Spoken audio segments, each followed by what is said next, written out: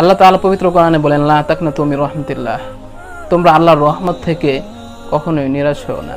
আমাদের যদি টাকা পয়সার অভাব পড়ে, অথবা আমাদের কাছের মানুষ মারা যায় বা কাছের মানুষ চলে যায়, তাহলে আমরা ভেঙে পড়ি।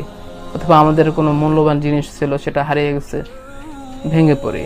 আমরা অসুস্থ হয়ে পড়লে ভেঙে পড়ি, নিরাশ হয়ে যাই। আল্লাহর রহমত থেকে আমরা নিরাশ হয়ে যাই।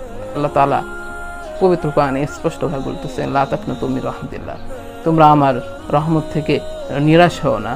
আল্লাহ তাআলা বলেন, ইন্নাল্লাহা মা'আস সাবিরিন, ধৈর্যশীলদের সাথে আমি আল্লাহ তাআলা সব সময় আছি। এজন্য আমাদের ধৈর্যশীল হতে হবে।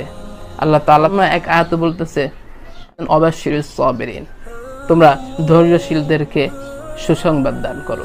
ইন্নাল্লাহা মা'আস সাবিরিন, আল্লাহ তাআলা ধৈর্যশীলদের সাথে আছেন। এজন্য আমরা যদি কখনো বিপদ দেখি, আপদ দেখি, কখনো নিরাশ হব না। আমরা আল্লাহ তাআলার কাছে প্রার্থনা করব, সাহায্য প্রার্থনা করব।